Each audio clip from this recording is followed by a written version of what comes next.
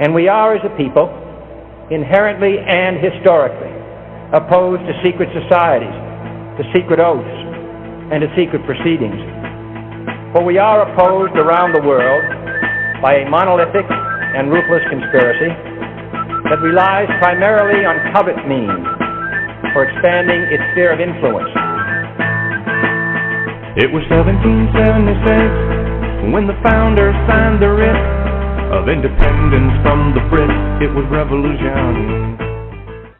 Tonight's featured show is Connecting the Dots with Dan Happel. Welcome to the Republic News Network for our live national broadcast. You may call me Kelby, and tonight I'm going to be acting as your moderator. The RNN, which stands for the Republic News Network, has been doing this radio show since 2010, and it's always been a friendly introduction for the people of the United States Corporation. Here we go. It's true. The United States is a federal corporation, and their exclusive jurisdiction is in the District of Columbia. The Republic government was simply a bunch of U.S. citizens that in law don't have access to the Bill of Rights, and they realized they wanted to be Americans as our founders and our law provided each and every one of us. See, we've been hard at work since 2008, and since 2010 we have successfully re-inhabited the original government vacated under Lincoln in 1861. I know, it's hard to understand. Don't worry. We are law-abiding, peaceful Americans and very pro-government, and we love our country. You can consider the Republic members are tired of the corruption that we see every day. See, we found in the law that there is two forms of government here on the land, and we did something about it. We are people. Mothers, fathers, sons, daughters. We have families just like you. We simply found some truths, and now we're sharing these important truths with the rest of the world. So get ready to hear things that sound amazing, and get ready to understand that you too are about to be a part of history. We welcome each one of you to Connecting the Dots with Dan Happel and your Republic if you so choose. But before we go into our broadcast tonight, please bow your head in prayer. Father God, this country needs you more than ever. We need the ability, Father, to understand that you are there as our God, our protector. We ask that you bless us. We ask that you help us with this transition to bring this nation back into a republic under God, where we are self-governed and you are our King. We pray this in your Son's name. Amen. Dan, I yield the floor. Thank you, Kelby, and I welcome our listeners to the show, to the Connecting the Dots program tonight, Thursday, February 16th, and we are returning with our two previous guests from last week's show because, frankly, we didn't have enough time to cover all the information that was out there. And Mary Fanning and Alan Jones have very nicely agreed to come back and try to provide the additional information so that we can really explain how the Port Canaveral and some other things that happen in our federal government that have very, very important ramifications for the future of the security of this country came about. So, with that said, I will welcome our guests, and I will give a kind of a brief introduction to an organization that they wrote this report for, and that is the Center for Security Policy. And Mary, I would like you to kind of explain what the Center for Security Policy is, the founder, and some of the things that have that they've been reporting on, and then explain how your report became probably one of the more important reports that they've got on their website. The Center for Security. Well, first, thank you very much, Dan, for having us. The Center for Security Policy. The center was founded by Frank Gaffney. Frank was the Deputy Director of Defense for President Ronald Reagan. Frank is a constitutional conservative. He's also a very good friend of Steve Bannon, who works with President Trump. The center is about and only about national security. They really don't lean toward any political positions. It's about keeping the United States and our national security in place. And so Frank had read the long piece that we did, which is about 110 pages, and in fact, a group of generals had gotten together and all had the paper and were reading it, and then one of them brought it back to Claire Lopez. Claire is a ex-CIA agent who also works out of the Center for Security Policy. She teaches at the Naval War College. She is probably the most informed person about the Muslim Brotherhood. And when they read our work, first of all, they were very concerned. And as Claire said, the hair on the back of her neck stood up. They asked us then to please write what they call an occasional piece, so a piece that's a bit shorter. So we did write a piece for the center. It's 35 pages, so it's a little easier to tackle. But there's a lot of information in it, and it explains why the American people should be so very concerned about what's taken place at Port Canaveral. Okay, that's great. Now, I just wanted you to do that little lead-in because I wanted our audience to realize just exactly how credible and the kind of people that are so terribly concerned about the security of our nation and the things that have happened over the last,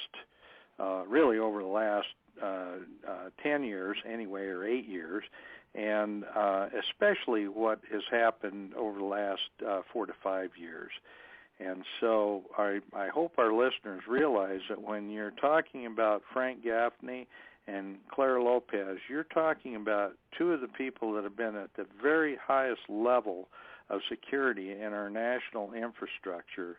And when they take notice and when they understand how important this stuff is in bring people like Mary Fanning and Alan Jones into their organization, it's very well vetted. So thank you again, Mary. And I guess we ought to maybe start out, if you folks, and I guess, Alan, I'd start with you on giving kind of a recap of what we talked about last week and how the handover of Port Canaveral happened, and then maybe at that point, Mary, if you'd come in and talk about some of your experiences with that. Well, thank you very much, Dan.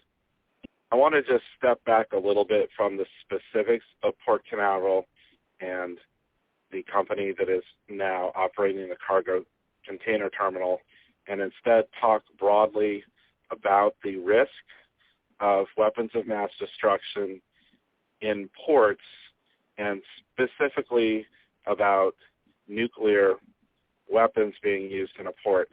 This is not a new theory that this could happen. This is not something that security experts became alarmed with last week, last month, last year, or even 10 years ago. This has been on the radar really since nuclear weapons were developed and, of course, first used over 60 years ago, 70 years ago now, almost. And in fact, there's a old training film that was a Coast Guard training film from the 1950s in which they were training the Coast Guard to be aware of vessels that were approaching American ports and to, if they had any suspicion that there might be any kind of WMD aboard those vessels, to intercept the vessels at sea before they got close to any American cities. And then they had, their more primitive Geiger counters and detectors back then, but to board those vessels, search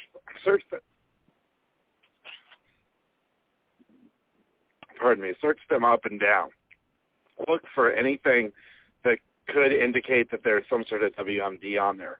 If they were thinking about that long ago, the U.S. should consider itself or herself extremely lucky that this hasn't happened yet. We cannot afford to take any risk of letting this happen. Once there's a detonation of a nuclear device, it's too late. You're talking tens of thousands of lives right off the bat.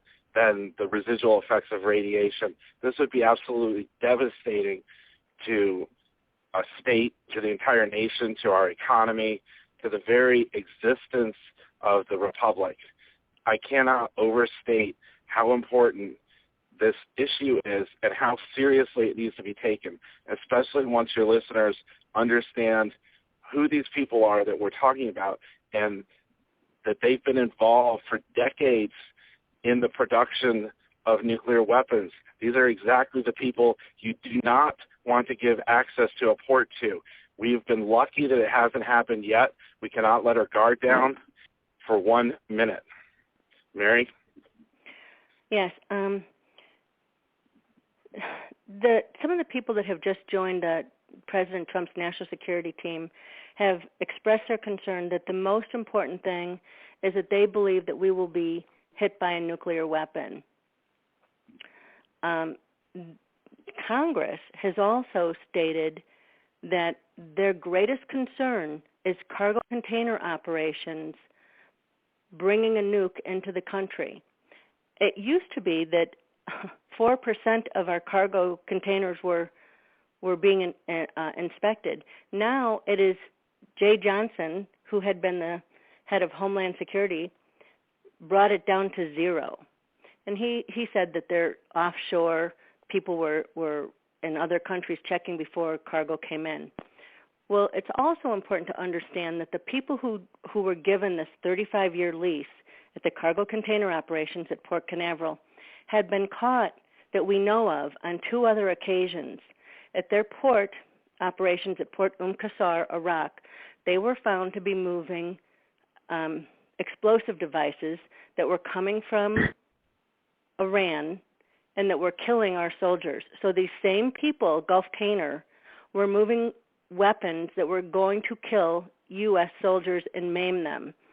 Beyond that, they were caught by the IDF, the Israeli Defense Forces of Israel, moving weapons, missiles and Kalashnikovs, and they were caught on their way to Gaza. They were stopped, boarded, the missiles and the weapons were taken. So these are not players who no one is aware of what they've done previously. They did get the United Nations to seal those records. We did speak to Benjamin Netanyahu's foreign press secretary. At that time, he said he could not speak to this because of the sealed UN records. Now, I don't know how people feel about what the UN has been doing lately, but there's concern on a lot of levels about the United Nations and how they've conducted themselves. Mary, you know from doing a little research on my background exactly how I feel about the United Nations, and I think most liberty-loving Americans recognize that we have really abrogated a lot of our responsibilities as a national government, and we are very rapidly approaching the time when we will have relinquished our sovereignty to international control. And I think that is absolutely deplorable. I know you do too. But the bottom line is that the UN is the one that's been behind that forever. And those who say the UN doesn't have any power and they're just this toothless organization that doesn't have much influence on the world are sadly mistaken. Yes, they are. And if they understood the founding of the United Nations, they would understand that the likes of Harry Dexter White, a Soviet spy, was part of that founding. The same goes for the World Bank.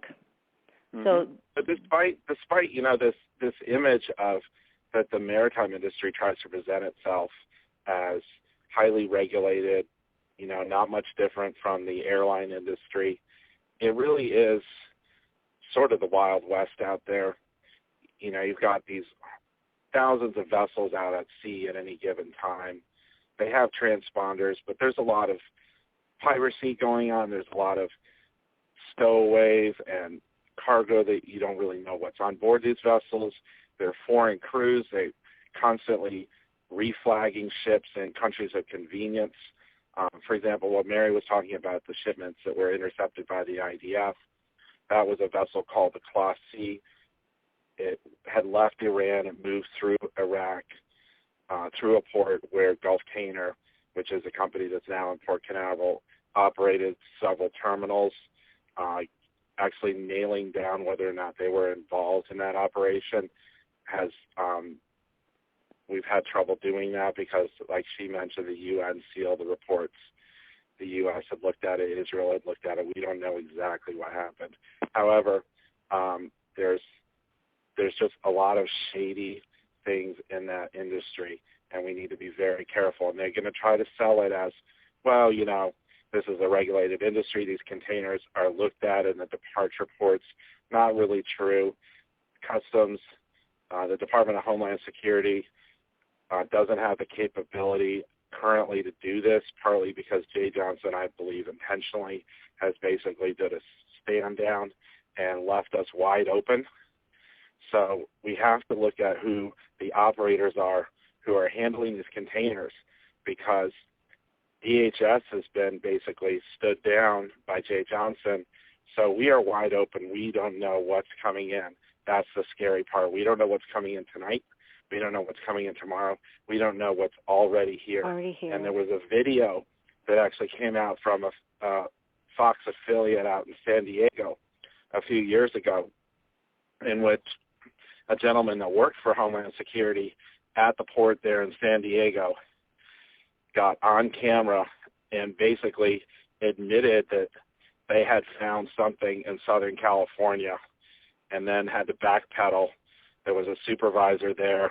DHS went into damage control and tried to pretend like nothing ever happened. But even Fox itself covered this and were alarmed at the concept that some sort of weapon of mass destruction may have actually already made it into the U.S. through an American port. So we're talking about maybe not something theoretical, something that's likely already happened and could happen again. We've just been, like I said, extremely lucky through the grace of God that nothing's happened, but we have to be vigilant, and we have to have all hands on deck with multiple agencies working on this: intelligence, FBI, CIA, Homeland Security, the local port authorities, and the media needs to help with this too. And they have stuck their head in the sand intentionally and refused to report on this issue.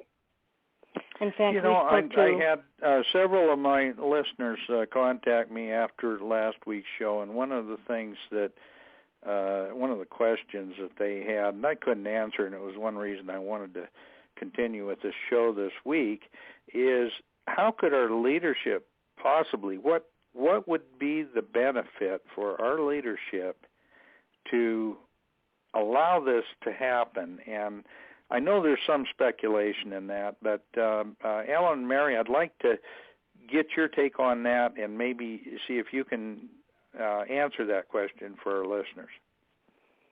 Well, if you have concerns about our leadership, go no farther than the Port Canaveral deal, where they handed over our first and last line of defense to a nuclear mastermind that was Saddam Hussein's rogue nuclear mastermind, who had expressed a wish to bring a nuclear weapon into the United States, that he wanted it to be the Arab bomb. So how do you let people inside, how people inside our government, as we looked into this, the person that they put in charge of the Maritime Commission, the people that they put in charge of the port, every one of them had been compromised or had no business being in the positions that they were in. And none of it was by accident. As we walk through what's taken place at the port, you'll understand that. But, you know, we spoke to the top cargo security expert in the country, Glenn Wynn. He is a former Secret Service agent. Well, he said, well, you can't stop all commerce. You can't look at every container, cargo container that comes into the country, but you had better vet the people that you give contracts to manage the ports. So the idea that people in our government flew to the UAE, had secret meetings for 2 years, and then illegally handed over a port with the critical infrastructure that resides at Port Canaveral, there's no place to go than to think that what they did was treasonous. Okay, let's remember too that's my the point, 9/11 hijackers. They came from Saudi Arabia, but they were also some from the UAE. The UAE tries to sell itself as, this modern ally of the United States with skyscrapers, but these are 5-star hotels under Sharia law. We need to remember that. Well, and again, Alan and Mary, I guess that's kind of what I was leading up to, is the fact that this isn't just incompetence or accident. It is happening very deliberately, and it's happening in a way that could not happen if the leadership that was programmed had the ability, or if that leadership had the desire to really protect our Constitution. So it's obvious they don't. Well, you also needed to understand who were the people at the critical infrastructure, at the critical point that would manage all of this.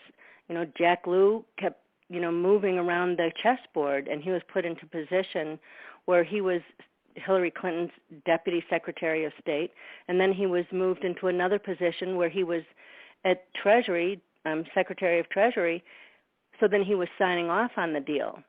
So he was working with her for some time. You also had John Kerry's brother in position. So it was a very small cadre of people that were managing this. You have to understand who Jack Lew is. Jack Lew wrote his thesis at Harvard on why having a communist economy would be a good thing for the United States. Okay. When you have an outlook like that, it's hard to explain away anything he does other than he thinks that we should be the, Soviet America. And Jack Lew, as head of Treasury, is the head of an agency that isn't simply involved in, having their name appear on the currency. They have an intelligence division. They are responsible for maintaining lists of who is subject to sanctions. And the Department of Treasury was very aware that Crescent Petroleum, which is an affiliate of this company, Gulftainer, which was installed at Port Canaveral, that they were under investigation as a front company for the Saddam Hussein regime in the early 1990s. So this is not something out of their purview or area of responsibility. This is something they're deeply involved in. They were already in the middle of it. They should have known better. You have to conclude that this was intentional. Absolutely. And at the same time that Crescent Petroleum was under investigation and 4 committees in Congress, Jack Lew was on the National Security Committee at that very time. So there's no mistaking that he didn't know exactly who these people were and are, because they still sit there. Well, that's it's terrific that you folks have connected so many of the dots, and that's I guess tonight what we really want you to do is kind of let's go ahead and get out in the weeds a little bit and pull some of these characters in and explain what some of their backgrounds are. I know the WikiLeaks report of an email that indicated a large donation to the Clinton Foundation, their global initiative, and that happened before a sister company was awarded a no-bid lease for Port Canaveral. And then another one of their companies was awarded hundreds of millions of dollars of loans and investment management contracts by the State Department. The State Department's overseas private investment corporation. There's so much of this stuff. It's just unbelievable to those of us that have been on the outside, and that's why I want you to really explain all these connections so that our listeners can really understand just how complex and how diabolical this whole process was. Yeah, what people need to understand is that myriad elements came together at Port Canaveral. It was Saddam Hussein's, and it's important that he was a Shia Muslim, his nuclear mastermind, but it also brings together at Port Canaveral the Iran deal, Obama's college roommates, the Clinton Foundation, Bill Clinton, who had tried to push through the Dubai Ports World deal. He represented the same UAE under a different name, under the Dubai Ports World, and $70 billion in promissory donations that were to go to the Clinton Foundation. Now, it's not a far throw to understand that $70 billion was going to come to the Clinton Foundation upon Hillary's election. Yeah, our listeners need to understand just exactly how, I guess, totally debauched this whole process was, and how lucky we are that we escaped that. We have not escaped that, Dan. We have not escaped that. That's true. They're working on it now. Yeah, they are right. Still there. Mm-hmm. The Jafar. Let me start with what took place. All of a sudden, there were 2 years of secret negotiations. Jack Lew, Secretary of Treasury Jack Lew, flew over to the UAE. We found a video of him saying that he was talking about security and real estate. So then they fly back. They break the Florida Sunshine Laws. They do not let the people know that this is even up for bid, that this port is about to be handed over, and they announce it and they sign the documents. Now, they also have people standing up looking like they're signing, and they were not the ones when we got our FOIA request met, or the Florida version of the FOIA request, and that's not even who signed the documentation when we saw it. So the whole thing was kabuki in order to hand over the port to the Jafars. When we looked into who owned Gulftainer, they really didn't want anyone to know who owned and what percentage of the company. So they did something called downstreaming. And so they created several different companies in order to hide who owned what percentage of which company, so that it could bypass investigations. The downstreamed companies were all incorporated on the same day, April 12, 2014, in the same place. So it was a scheme to hide the ownership. Then we found the World Bank documents. Not only was it not just the Jafars that owned GTUSA Gulftainer, but it was also the Emir of Sharjah of the UAE.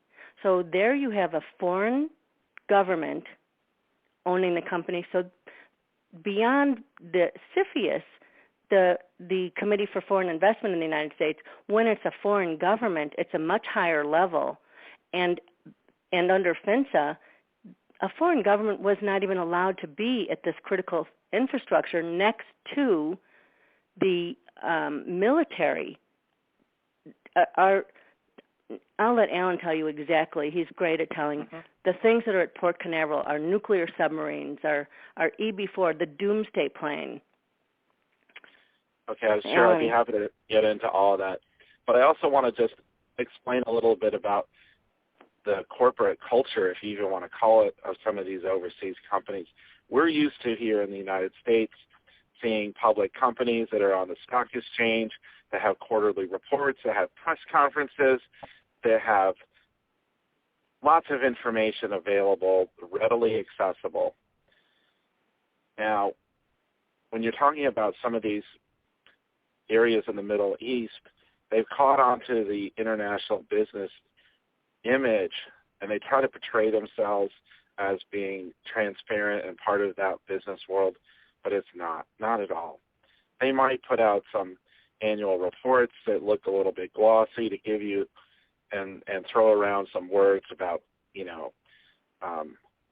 conferences and board members to create this illusion that this is something similar to what we're used to dealing with companies that are open and transparent, but not at all. I mean, it was a struggle to really find out who these people are, and it's very elusive to know exactly, who's behind these companies. And you've got our public officials offering container terminal here in the U.S. and not even offering an opportunity for American companies to come in and get a shot at this and present a bid. It was the same thing up in Jacksonville, Florida, next to Kings Bay submarine base, which is where the Atlantic Fleet is, very sensitive national security facilities.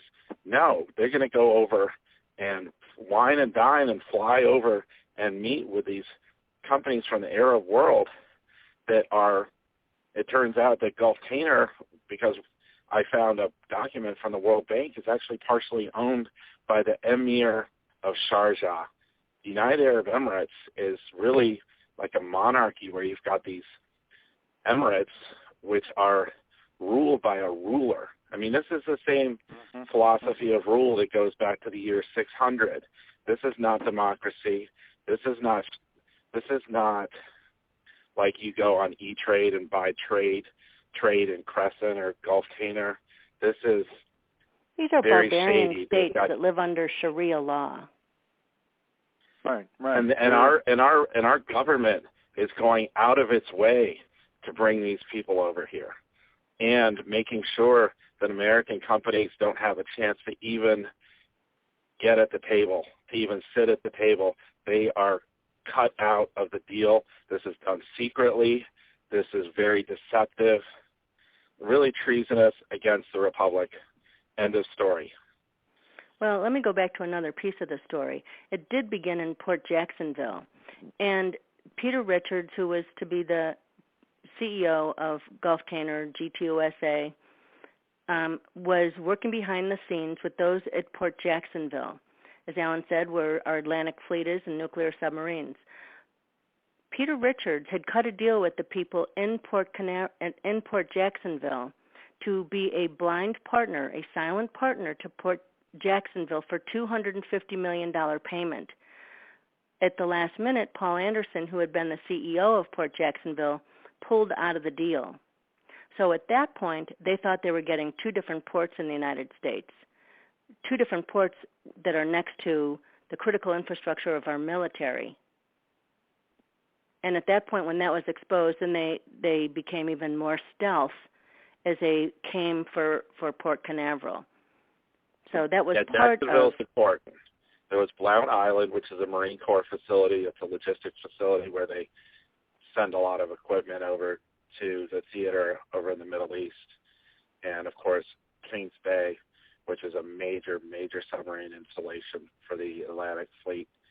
And then in Port Canaveral, then there's also Naval Facility Port Canaveral, which works together with Kings Bay in providing services to the attack submarines and the boomers. And then also you have various logistical operations. We talked about a little bit of this last week, that they can use a sea lift to send materials and equipment over to the Middle East from Port Canaveral. You have a Coast Guard station there. You have several Air Force installations, NASA Kennedy Space Center, all these launch facilities for satellites, SpaceX private missions, and you have the cruise ship industry as well, which is, if the cruise ship industry really gets wind of this could certainly make passengers nervous. And if anything happens with any sort of terrorist attack, the cruise industry could really collapse overnight. You remember what happened with the airline industry after 9/11. People were afraid to fly. Some flight attendants were afraid to fly. So you can only imagine what something happening near a cruise ship would do to that industry. Yeah, I really I hear exactly what you guys are talking about. And this is something that it's just something that's so critical for the security of our country. Folks, I need to break for just a few minutes, turn the program over to Kelby, and then we will be right back for a further discussion of this critical subject. A story of a common family. So my daughter asked me a very important question. She said, "Dad, why do you work so hard on this republic?" And I answered her, "Well, baby, the republic, as given by our founding fathers, is the most important form of government ever given to man. She said, Dad, why don't you let somebody else do it? I said, well, sweetheart, most of America thinks things are okay. And so long as their lives are not upset, they don't have to care about the important things that are taking place in their own country. Your dad likes to do things. I just don't want to sit and wait for somebody else. And if we didn't have our founding fathers, we wouldn't have this country. They were doers. They wanted something great for their children and grandchildren. And sweetheart, so do I. Ladies and gentlemen, I wish I could say that that's what happens in almost every home of our country, but it's not.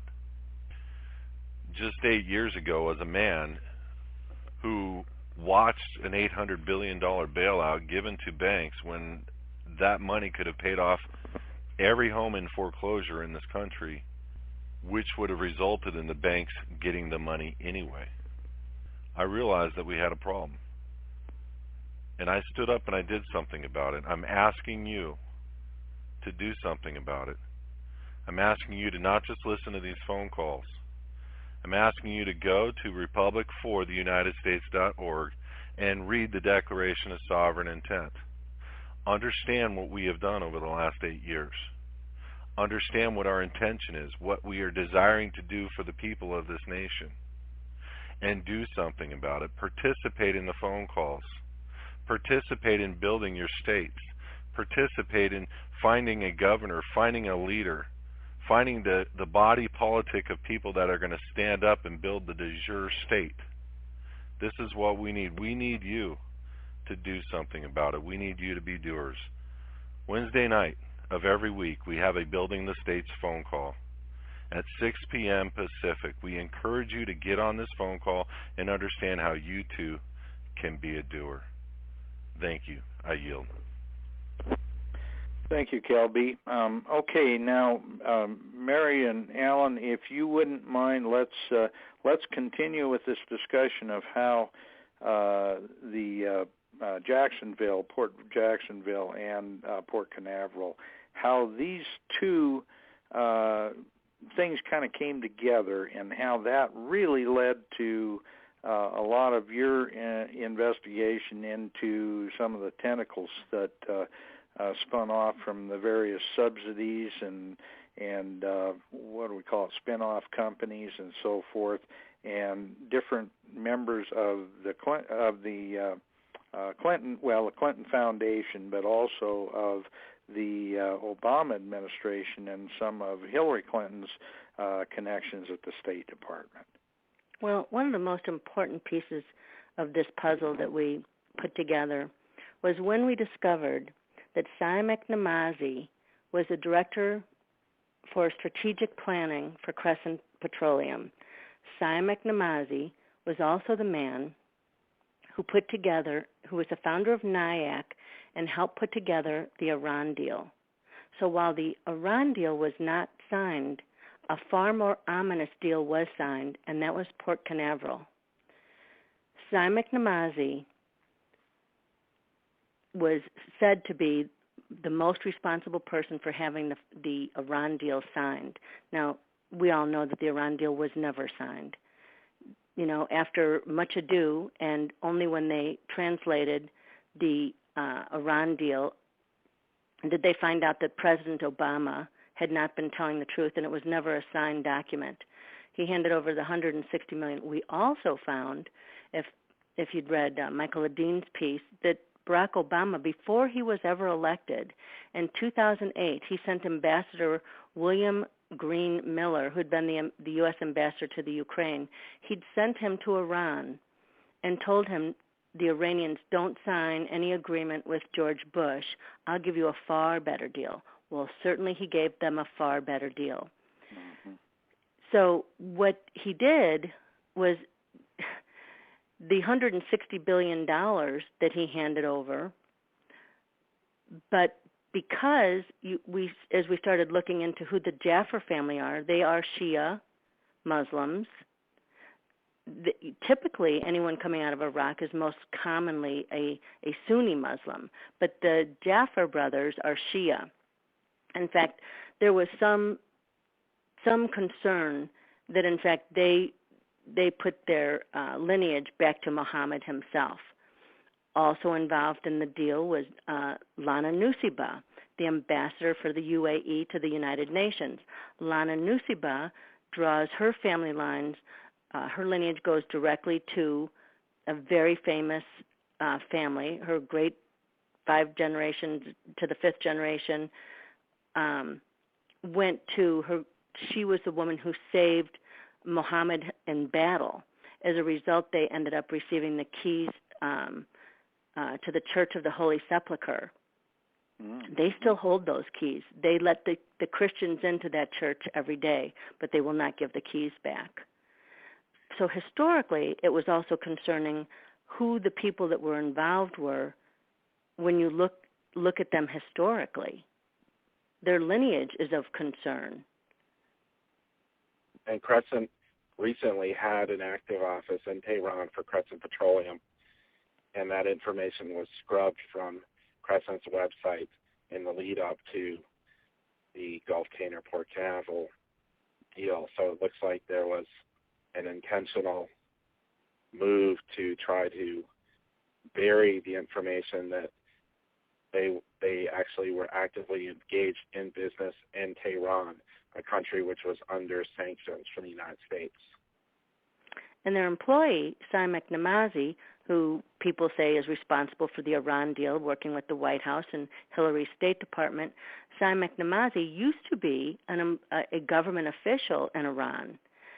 Now, as we published this piece, Simek Namazi went back to Iran, and he was supposedly arrested, but he remains outside the grip of our FBI. He cannot be questioned. Then his father went back to Iran to see what was taking Simek so long, and they arrested him too. So he too is no longer able to be questioned by our FBI. Well, that's interesting how that whole connection in the NIAC organization, how all those things are so closely tied together. And I'm sorry, I didn't mean to interrupt. No, flesh that out. It's important to note that Simek Namazi's partner in the founding of NIAC is Trita Parsi. Trita Parsi holds dual citizenship too. His is between Sweden and the United States, while Simek is Iran in the United States. Trita Parsi, there was a great piece that was put out recently showing that Trita Parsi had visited the president 44 times in the White House in the run-up to the Iran deal. But the Iran deal, from my point of view, started, as I said, from the moment that Barack Obama sent William Green, a Miller, to have a secret negotiations with Iran before he'd even been elected. Mm-hmm. Yeah. This is something too that was in your paper that I would like you to kind of discuss a little bit in detail is the relationship between Barack Obama, his college roommates, and the positions that they are in now, and how that plays into this whole Port Canaveral deal. Well, Barack Obama had a number of friends who were foreign students at Occidental College, which is in the Los Angeles area in Eagle Rock. And that was where he first attended college before he supposedly transferred to Columbia. Now, he was known on campus to associate primarily with students from Pakistan. He had one roommate who was a wealthy Pakistani, and then he also befriended another student who is reportedly from India, who attended another college in Southern California, who was later appointed the head of Select USA within the Department of Commerce.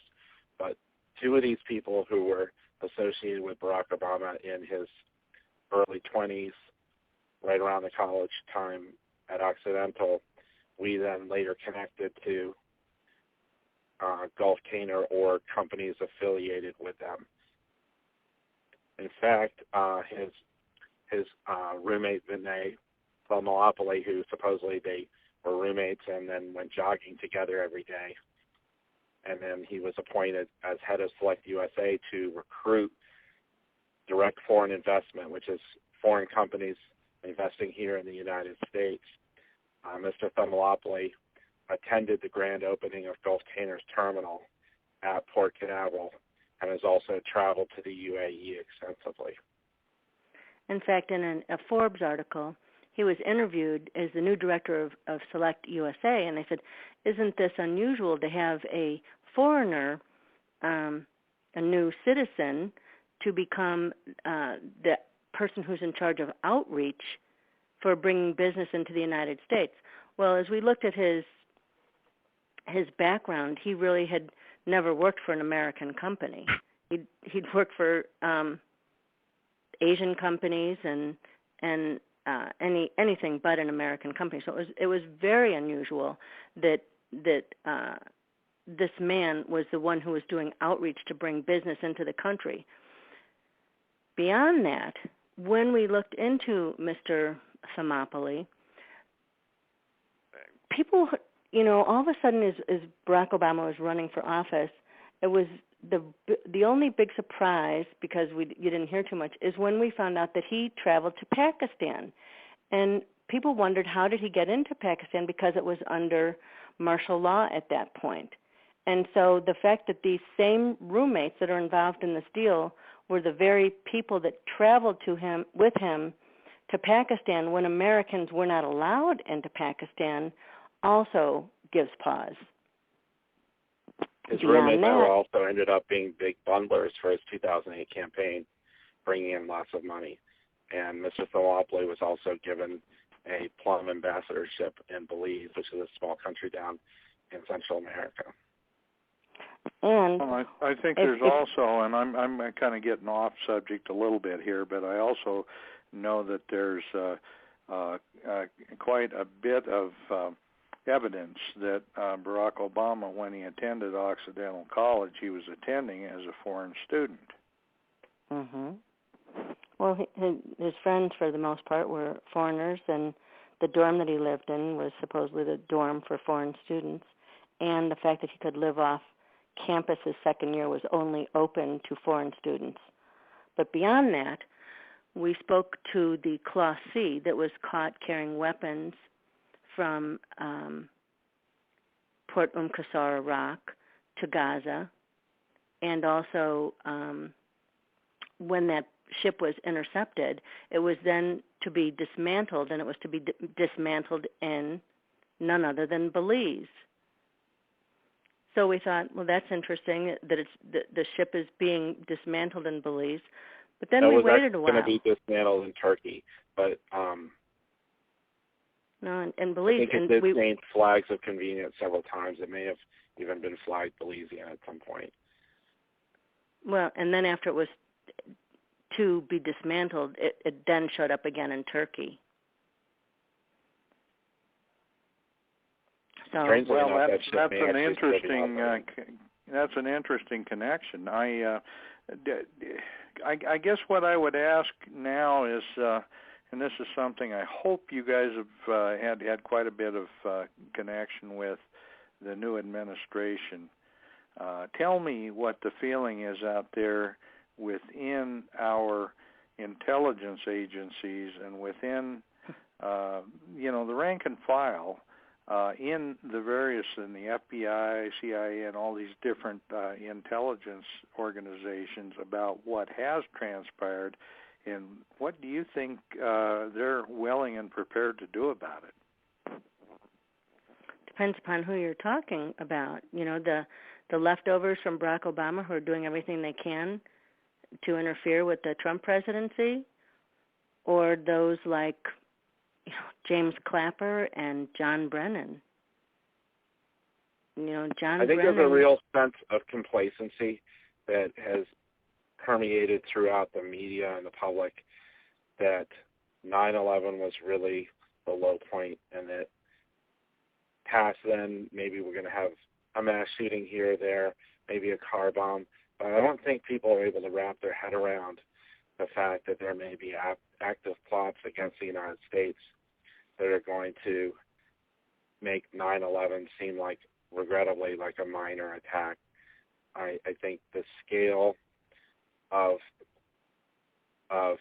attacks that could happen against the United States are not something people are really prepared to get their head wrapped around. But there can't be that complacency with the professionals whose job it is to stop this. And that's partly why it's so shocking that the media has refused to cover this story, because I think that's indicative of a larger problem, that the U.S. isn't able to come face to face that we are a major target, and that we've been very lucky that there hasn't been a major attack since September 11th, but we need to be prepared to understand that there may be attacks in the planning phases and that they need to be disrupted and stopped now. Well, there's more to it than that, though. The intel agencies have been purged just as the military was purged of those who are I'd say the Patriot class for the most part. But beyond that, the documentation, anything that pertained to the Muslim Brotherhood, that was also purged. The FBI no longer has those files. The CIA, the NSA, they're not allowed to have anything that distinguishes anyone based upon their ethnicity or their religion. And so those documents are no longer there. If you listen to Phil Haney, he had the San Bernardino terrorists, he had pointed them out. They had them on their radar. They were watching them. They knew that they were a high risk. And those documents were purged. Phil Haney was purged. You know, so the people who have stood up and tried to stop this, they've been gotten rid of. Okay, that's good. That's kind of what I was hoping you would address, the fact that so much of our security now has changed because of all the purges in the last administration. Yep, it has been dismantled. In fact, at the port is where the Coast Guard is, right? Coast Guard is right next to the Gulftainer facilities.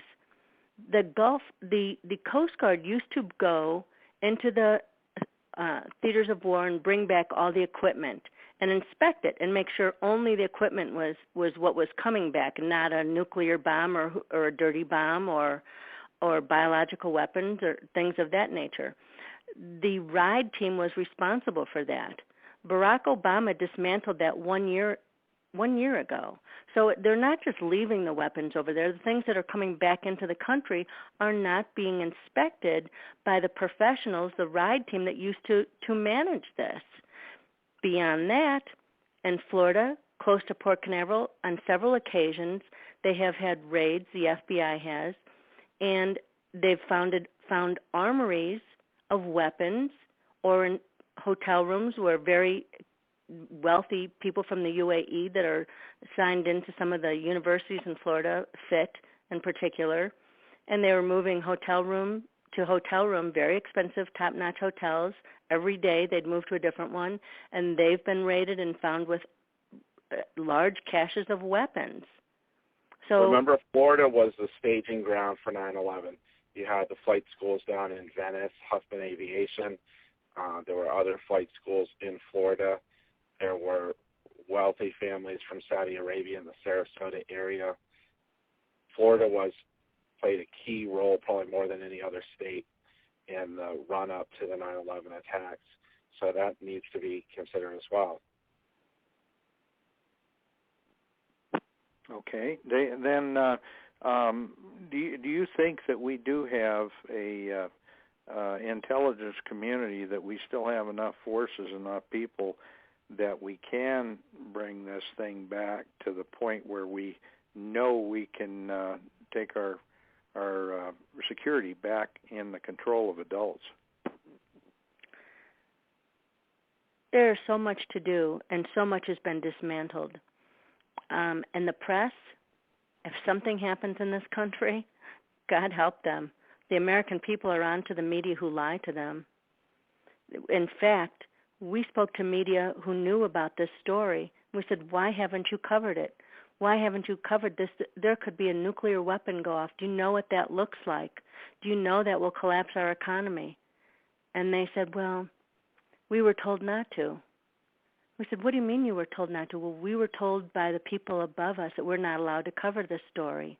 And their excuse was, besides, maybe these people coming in kept worse people coming in. What could be worse than a rogue nuclear mastermind that has expressed a wish to put a nuclear bomb in the United States? In fact, I spoke about this issue face-to-face with Major Garrett, who sits in the front row of the White House press corps every day. He knows all about this. He has a report. But yet, day after day, there's really no coverage of this. And that's supposedly one of the fair and balanced news networks. Mm. Well, that's amazing.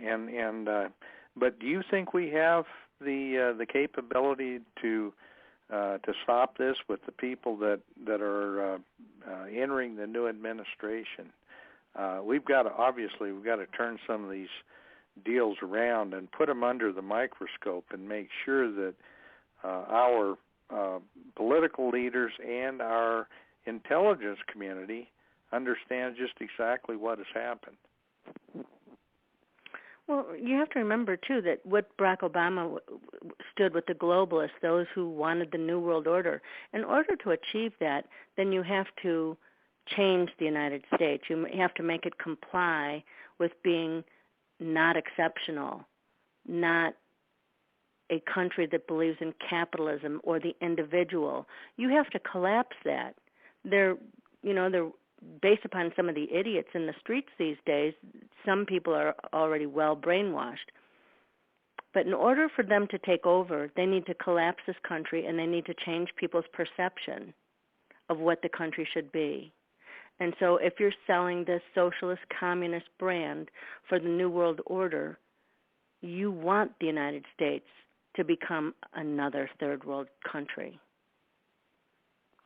Mary, I don't think you could have done a better job of putting a period at the end of this program. And I will ask you to do maybe a quick wrap up on this, but that's kind of the point of all this, is that we are connecting the dots, and something is absolutely critical as our ports and protecting ourselves from a nuclear attack or something like that, and how that ties in with the so-called New World Order. And in my mind, it's a New World disorder, and it's based on the absolute lie of communism. And I'm really pleased that you just made that last statement.